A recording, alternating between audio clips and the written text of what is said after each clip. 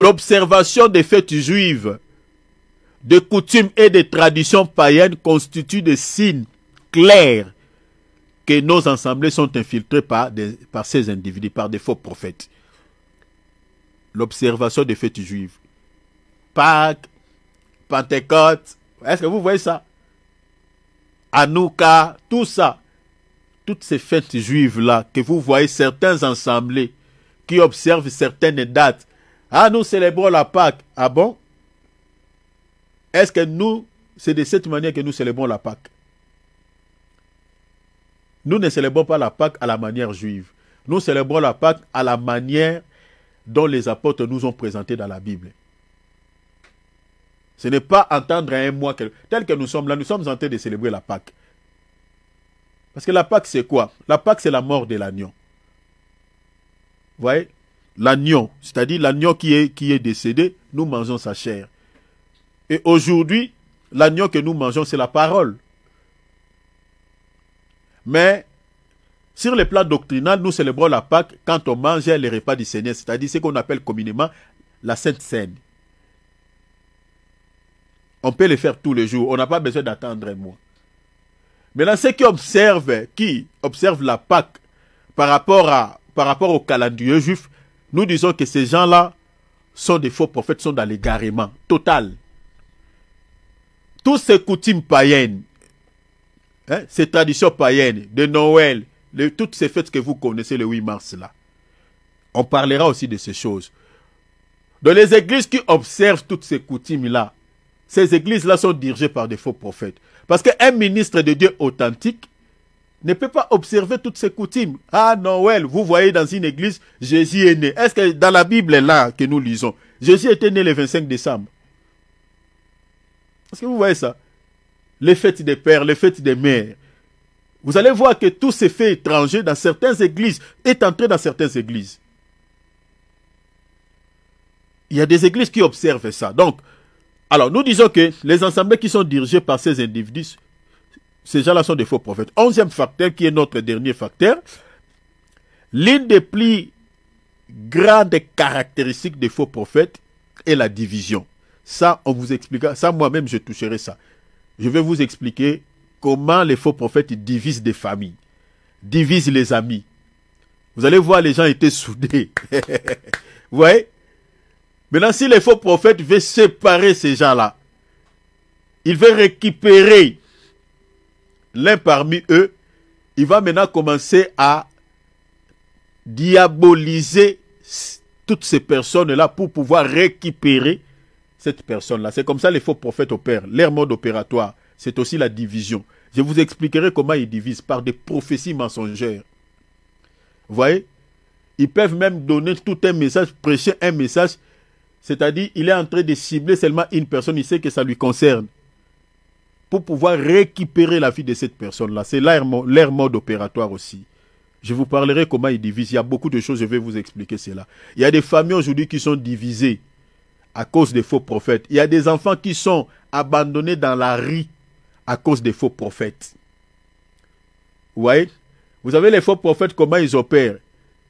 C'est-à-dire, s'ils veulent récupérer une personne, surtout si cette personne-là, il a des moyens. Et on veut museler cette personne. On veut les faire leur victime. Il les sépare avec toutes les personnes qui l'entourent. Pour pouvoir bien détruire la vie de cette personne. La division. Je vous parlerai. Pourquoi ils divisent. Alors ça, c'est le 11e facteur. On touchera sur ça. C'était juste pour pouvoir nous rappeler là où nous sommes attelés. Donc nous sommes en train de partager sur les 11 facteurs. Vous voyez? Donc, les 11 facteurs ici concernent notre sous-thème.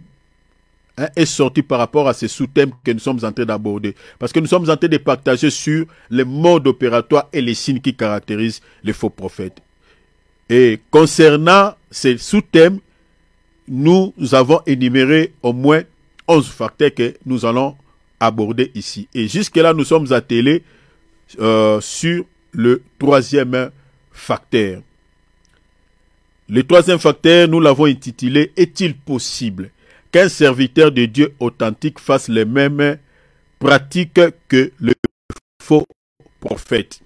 La réponse que nous avions donnée par rapport à cette question est oui. Et oui. Mais, il existe plusieurs causes ou plusieurs raisons qui peuvent amener un ministre authentique de Dieu à se retrouver dans des fausses doctrines, en l'instar de faux prophètes. Il y a un mais. Je réitère. Troisième facteur, nous sommes attelés là. Est-il possible un ministre authentique, un serviteur qui est mandaté par Dieu, fasse aussi les mêmes pratiques qu'un faux serviteur de Dieu, un faux prophète de Dieu? La réponse, ce n'est pas non. La réponse est oui. Et oui. Mais, nous avions dit que il y a plusieurs causes, il y a diverses raisons qui peuvent amener un ministre authentique, un ministre authentique de Dieu, à se retrouver dans des fausses doctrines, à l'instar de faux prophètes. Alors, parmi ces causes, nous avons l'infidélité envers Dieu et la corruption. Le texte le principal que nous avions exploité par rapport à cette première cause était Apocalypse chapitre 2, verset 14. On avait parlé sur la doctrine de Balaam ici. La doctrine de Balaam. On avait expliqué beaucoup de choses par rapport à cette doctrine. Ça fait partie des causes qui peuvent faire qu'un ministre authentique se retrouve dans des fausses doctrines, à l'instar des faux prophètes. La doctrine de Balaam. La doctrine de Balaam, c'est quoi? On avait expliqué qui était Balaam d'abord. Balaam était un ministre authentique de Dieu. Mais à cause des présents, à cause de l'argent, à cause des matériels, les prophètes authentiques de Dieu s'est laissé dans la corruption. Est-ce que vous voyez cela? Dans la corruption, s'est laissé dans l'égarement.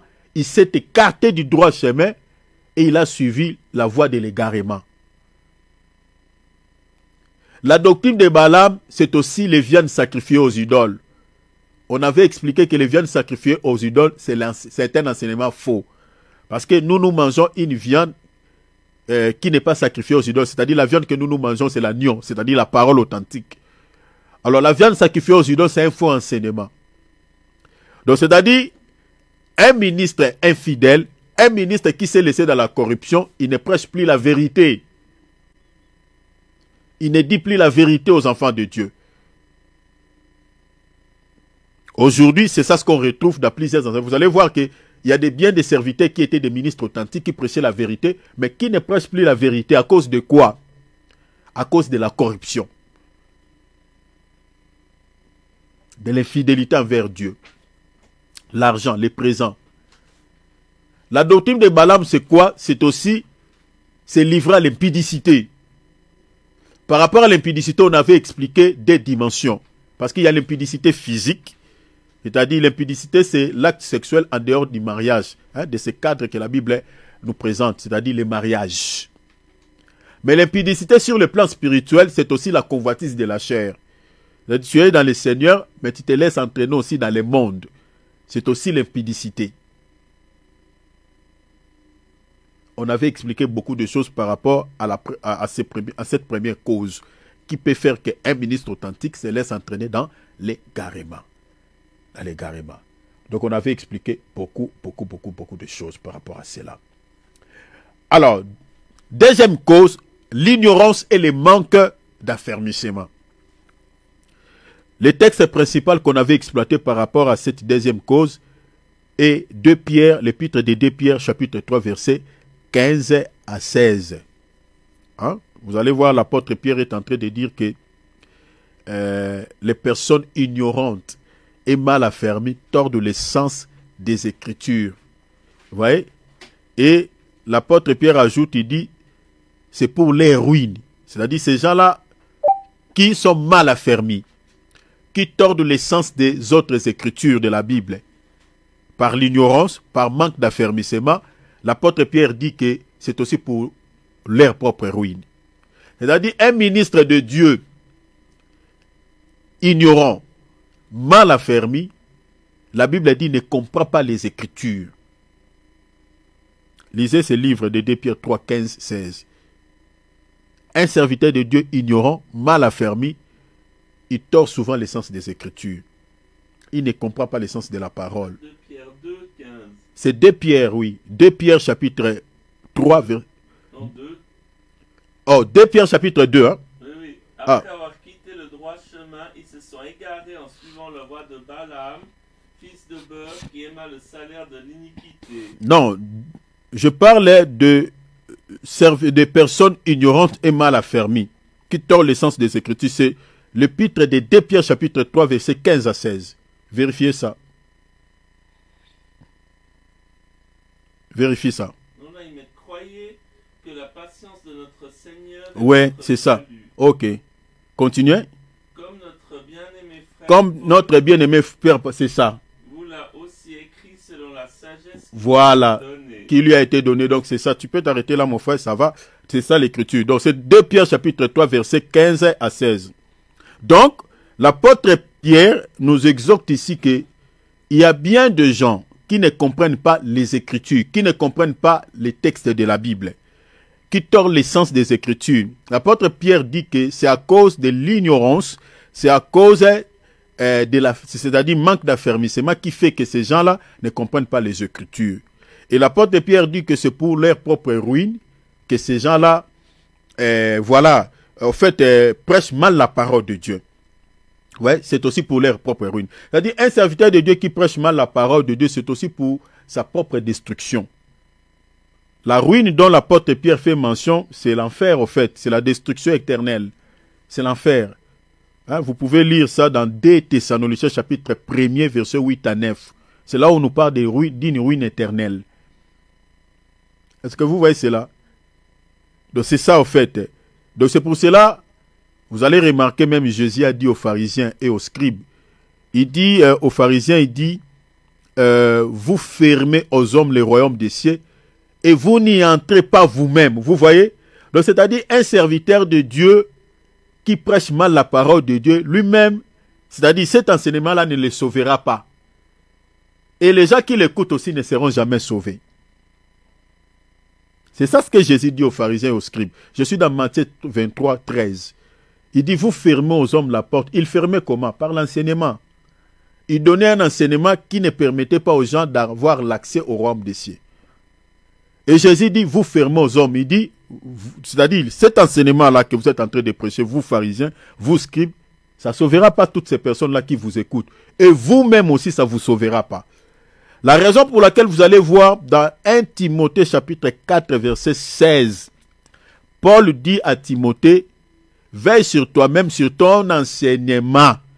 L'apôtre Paul dit, ça sauvera toi-même et ceux qui t'écoutent. Est-ce que vous voyez cela?